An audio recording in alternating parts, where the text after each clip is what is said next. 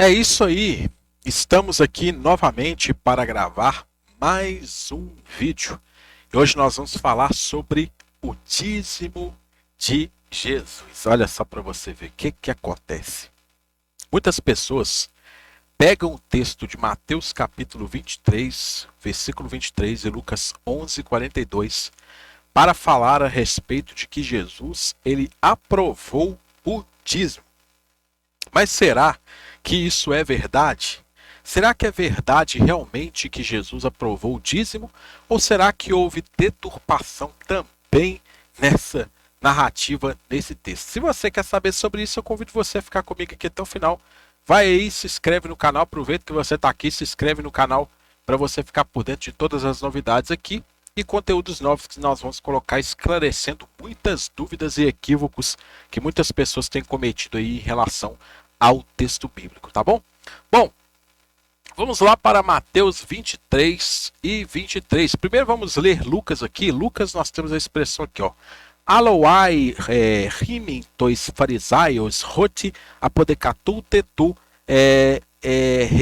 rediosmon kai to pegagon kai pan lacanon kai parer queste tem crisim kai tem agapen tuteu tauta de redei poiesai kakeinai me pareinai, que significa mais ai de vós, os fariseus, porque dais o dízimo de hortelã e da arruda e toda a verdura, e negligenciais a justiça e o amor de Deus. Estas coisas mais era preciso fazer, e aquelas não negligenciar. Aí em Mateus nós temos aqui, ó, uai rimin, gramateis kai farisaioi, hipócritai, roti apodecatulten, tu rediosmon, kaito aneton, kaito cuminion, kai afecate ta bariteratu nomu, ten crisin kaito releos, kaites pistin, tauta de redei poiesa kaikena me rapienai, que significa ai de vós, escribas e fariseus hipócritas, porque dais o dízimo de hortelã e o endro e o cominho, e deixais as coisas mais pesadas da lei, a justiça, a misericórdia e a fé. Estas coisas mais era preciso fazer, e aquelas não deixai. Então você veja que tem uma diferença aí nos relatos em relação a essa questão. É preciso considerar do que se trata os elementos descritos aqui para nós entendermos essa questão aqui, tá? Você pode adquirir esse material comigo se você quiser, depois vai estar disponível, você pode entrar em contato comigo. Aqui nós temos o Códice Sinaítico que vai trazer essas expressões, olha só, olha aqui, edismon, né? Edismon, peganon, pan, lacanon, no caso de Lucas. Aí nós temos edismon, aneton, cuminio, baritera. Aí nós temos aqui essa expressão no texto de Mateus. O Códice Vaticano também vai trazer a mesma narração, tá? Você pode ver aqui, ó. Mesma narração. Aneton, nós temos Cominion, nós temos Ediosmon, né? Ediosmon, Baritera. E aí nós temos aqui, ó. Ediosmon, nós temos aqui Peganon, e nós temos aqui Pan, Lacanon, e por aí vai. Ediosmon, que é hortelã, é uma espécie pequena de erva odorífera com a qual os judeus espalhavam o chão de suas casas e sinagogas, chamados por eles de minetá. As hortelãs ou mentas são plantas herbáceas vivazes, compreendendo numerosas espécies, das quais muitas são cultivadas em função de suas propriedades aromáticas, condimentares, ornamentais ou medicinais, tá? Em suas propriedades medicinais é usada como antisséptico, aromática, digestivo, estomática e expectorante, tá? Mateus atesta aneton, que é endro, ou anis. Anis ou erva doce, tem sua fruta em forma de semente, é usada em confeitaria e em licor, como anicete, zumu e uso. A fruta consiste em dois pistilos unidos e tem um sabor aromático forte e um odor poderoso. A semente de anis também é usada em alguns cáries e pratos com frutos do mar, contra mau hálito e como ajudante digestivo. Todas as partes que ficam acima do solo de uma planta jovem de anis também são comidas como vegetais. Os caules se parecem como os do aipo na textura e são mais suaves no sabor do que os frutos, tá? Então aqui essas são as expressões que traz aqui.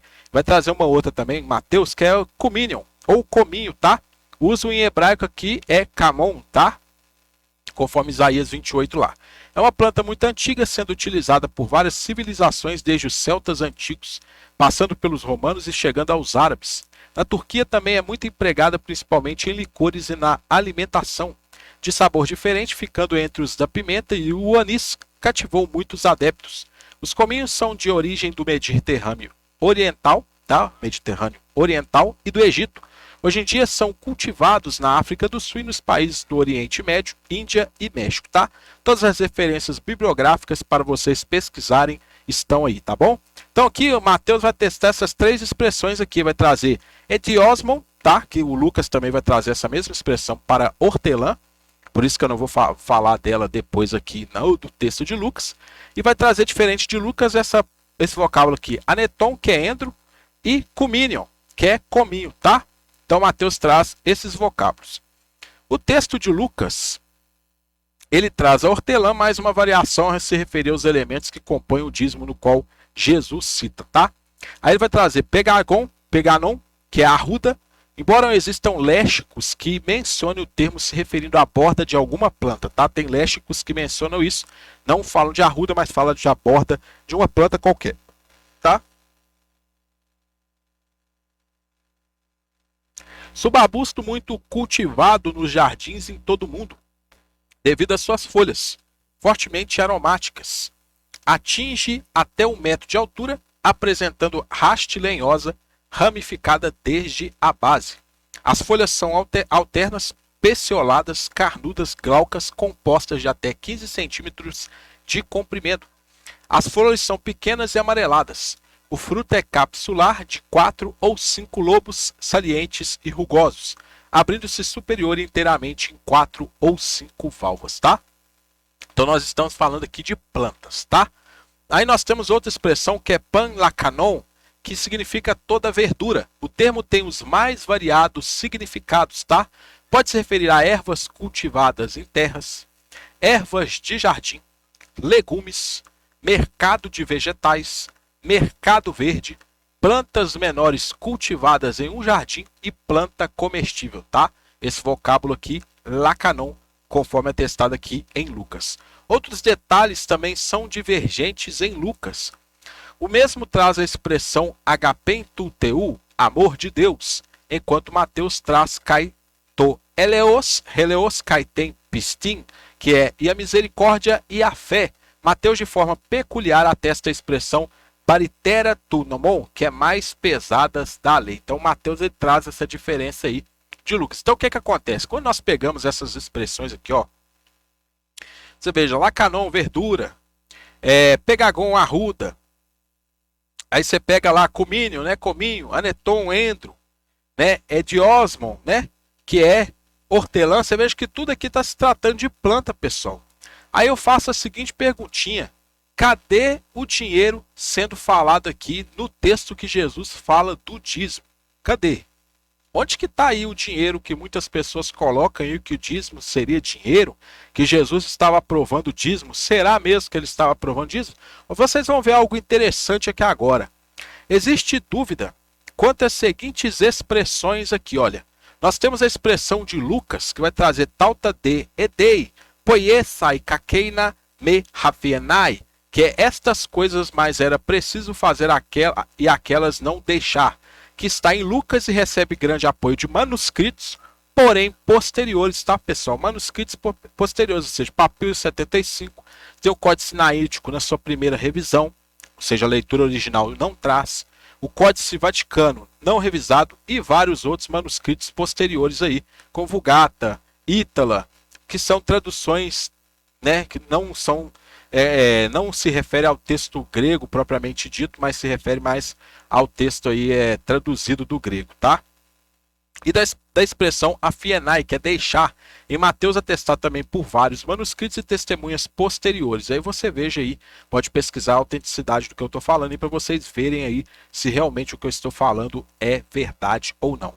Caso não se tenha o texto de Lucas, o verso ficaria da seguinte forma: mas ai de vós, os fariseus, porque dais o dízimo de hortelã e da arruda e toda a verdura e negligenciais a justiça e o amor de Deus. Ou seja, o versículo acabaria aí. Já não falaria aí de questão de negligenciar uma coisa ou outra. Não estaria falando. E o texto de Mateus, olha como que ficaria o texto de Mateus, como que ficaria interessante. E no texto de Mateus ficaria da seguinte maneira: ai de vós, escribas e fariseus hipócritas, porque dais o dízimo da hortelã e do endro e o cominho, e deixais as coisas mais pesadas da lei, a justiça e a misericórdia e a fé. Estas coisas mais era preciso fazer, e aquelas não. Ou seja, no texto de Lucas, a narração nem mesmo sequer mencionaria algo se referindo ao dízimo. O texto de Lucas não se referiria ao dízimo. Já no de Mateus, o mesmo estaria afirmando estas coisas, seja justiça, misericórdia e fé, mas era preciso fazer, que era preciso fazer a justiça, a misericórdia e a fé, e aquelas, ou seja, que era dar o dízimo, não. Então aqui no texto de Mateus, quando você tira essa expressão afienai, ou seja, terminaria no não. Então, ou seja, era preciso fazer e aquelas não. Aquelas qual? O dízimo da hortelã, do endro e do cominho. Então Jesus aqui estaria desaprovando o dízimo, tá? Jesus estaria acabando de vez com o dízimo, conforme as palavras de Jesus. Ou seja, porque aqui há dúvida quanto à autenticidade do texto, tá? Se você for pegar os textos críticos, as edições críticas, você vai ver que há dúvidas. Tanto que se você pegar o texto de Curtin Allen, o texto de Curtin Allen vai colocar categoria C, tá? Nesse texto de Lucas, ou seja, já está bem para baixo. Já na categoria C, praticamente já é quase certeza que o texto não faz parte do texto original, né? Já cai por aí. E essa expressão afienai, você vai pegar também que há dúvidas quanto a ela, tá?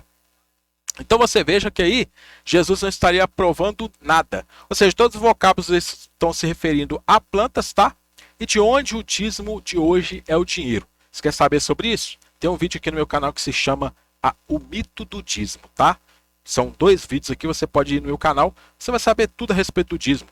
Desde Abraão, ou seja, antes de Abraão, até Malaquias 3, 8 ao 10, eu falo até mesmo dessa questão de Jesus aqui também, tá? Mas é que eu estou trazendo mais aqui hoje para vocês verem que não tem nada a ver o que Jesus ensinou e tudo que é apresentado dentro das igrejas é contrário ao que ele ensinou aqui. Ou seja, mesmo que ele estivesse, que essas expressões que não são atestadas, que tem dúvidas se elas são autênticas ou não, elas fizessem parte do texto, mesmo assim o texto estaria se referindo a plantas, algo comestível, conforme ali o texto de Deuteronômio capítulo 14, 22 ao 29, você pode ler depois para você saber realmente a verdade sobre o dízimo aí, tá? Então fiquem para vocês verem que Jesus não aprova dízimo coisíssima nenhuma da forma que as pessoas têm feito aí hoje, e aí fica esse vídeo aí para vocês tirarem as suas próprias conclusões, tá bom? Desejo vocês aqui muito sucesso, um grande abraço, não deixa de curtir, comentar, compartilhar, se inscrever aqui no canal e até a próxima oportunidade, pessoal.